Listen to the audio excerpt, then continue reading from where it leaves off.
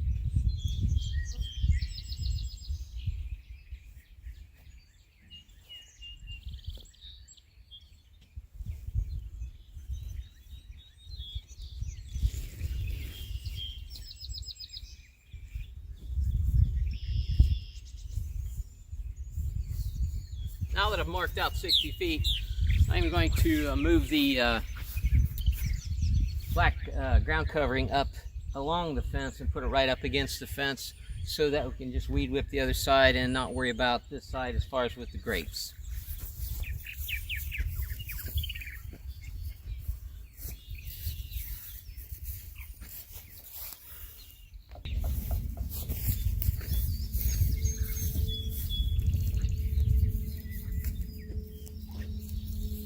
All right, what I'm going to do now is roll this 60 feet out, maybe 61 feet out, so that we have the first row in, and then anchor it down with the anchors, and I'll show you how to do that in a few minutes. But one thing I did want to tell you about this product, you roll it out, it's beautiful when you get it all down, and everything is good, and it's killing the grass underneath.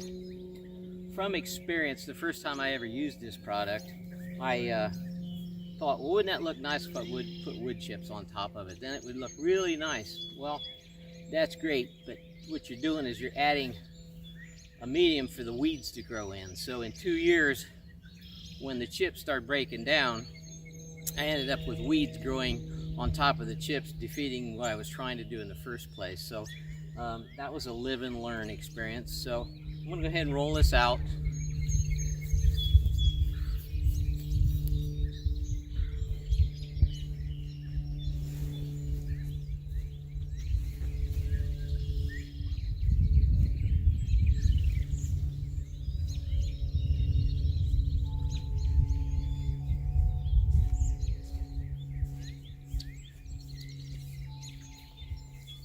Since there's a bit of breeze today, I'm going to end up anchoring it as I roll it out, because if I don't, the wind will take it and then I'll have to wrestle with it to get it back in place.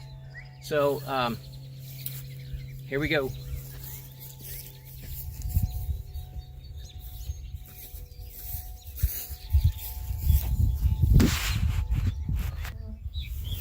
And here's what we use to anchor it down with. They're just double wires. They're actually part of the package when you buy it. You can order these at the same time. They're very effective holding the plastic down, or not plastic, but weed barrier down, and work quite well.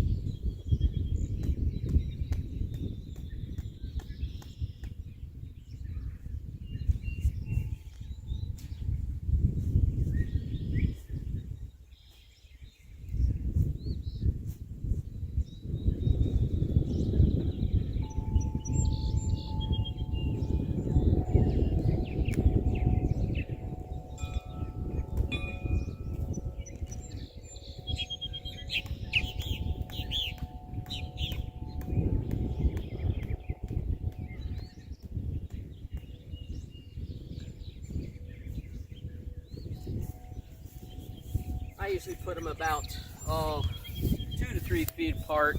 We're quite windy here. We live in a what is known as a holler or a valley, and the winds comes ripping through here from the west and has a tendency to grab a hold of anything that is not tied down occasionally. So I put them, like I said, about every 2 or 3 feet apart, and I'm going to go ahead and put the first row down.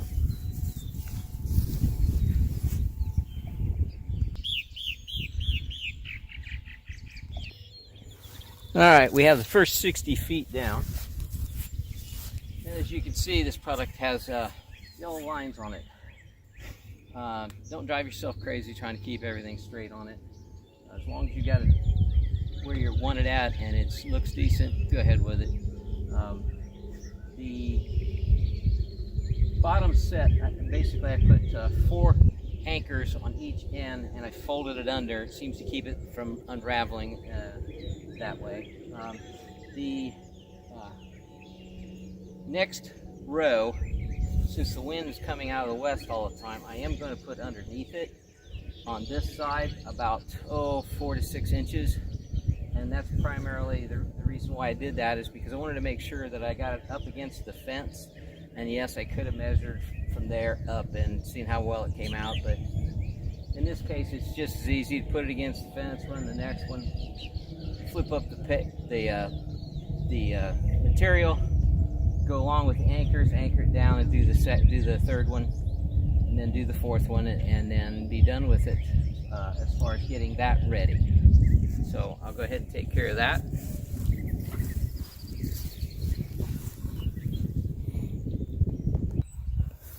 I neglected to tell you what the anchor pins look like if you've not used them before.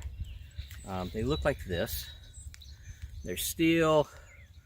They're more or less a U. You drive them in the ground this way to the level, and then this holds the plastic down. There are probably many different brands. This is what we use. We don't get anything out of this. In fact, I've had this package probably for 5 years. So just showing you what type to use. And as you'll notice, the black plastic or the black material has flipped up on the one end. But when I anchor it down, that'll be fine. Here's a little bit of humor. When I started putting this down, the wind was coming directly out of the west. So I thought, okay, this would be a good day to try to put that down. Now, the wind has switched 180 degrees and now is coming out of the east, and you can see the results of that. So now, as I put it down, I'll have to anchor it down as I go, rather than being able to roll it out. So just a little bit of humor, I guess. But I'm going to get at it.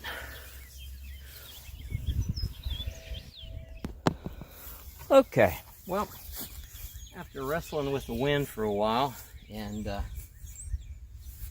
trying to get it done, I put 3 rows down. I think that's all I'm going to put down. I only have 3 rows of grapes, 35 actually, but I'm going to put 30 of them here. I'm not quite sure where I'm going to put the other 5. They're a white grape style. I might put them put them somewhere else on the property, but for right now, that's the weed barrier.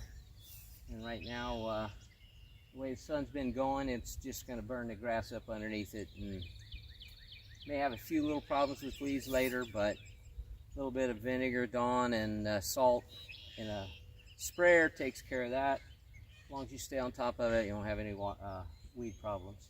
So that's it from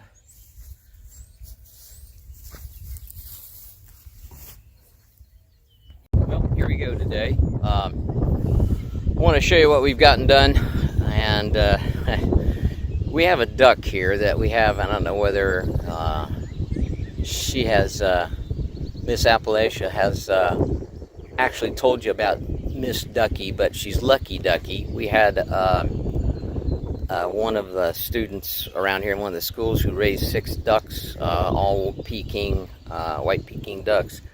Bring him over here and turn him loose in the pond. And, the resident fox around here seems to think that they were brought here for his dining pleasure, and he has taken 5 of them, and that was about a year ago.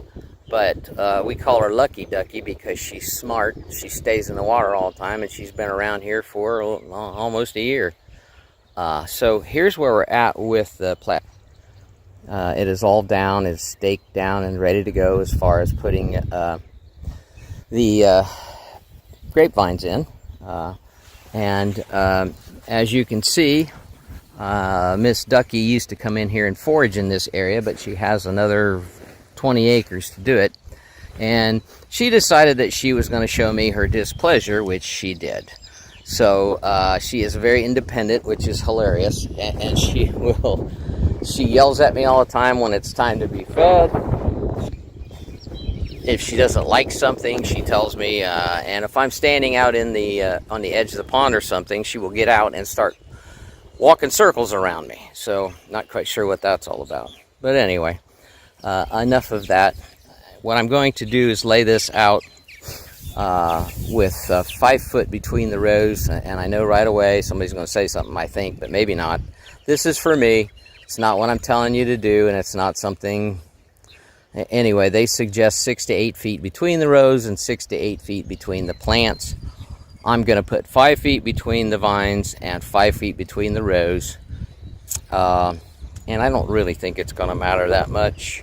When the grapevines get their tape measures out and start measuring distance to their neighbors, well, then maybe I'll worry about it. But right now, I'm not. So we're doing 5 feet by 5 feet. And then I am going to use the fence here that we have as the support for the first group of grapes. I think that'll work out quite well, considering the amount of wind that we have here. And you can see the cattails, and today we have about a 15-mile-an-hour wind with maybe 20-mile-an-hour gusts. And by living in this little valley that we live in, we are constantly having 15-mile-an-hour winds. Once in a while it'll be calm, but most of the time we have a wind of some kind. So with that, I'm going to get started. I'm going to try to do a little bit more of the actual showing you what I'm doing. So bear with me, it might make it a little longer, but I think it's important to show you. Okay, here we have the first dot that we have. One of the things that I use a lot on the farm with is this, it's a utility blade knife. It's pretty old, as you can tell. It's been used quite a bit. It's got a button on it. You can flip it open. Makes it easier to open with one hand if you got something else going on with the other hand. So what we're going to do is we're going to cut a round hole. It's about the size of a shovel in this. All right, all the way around.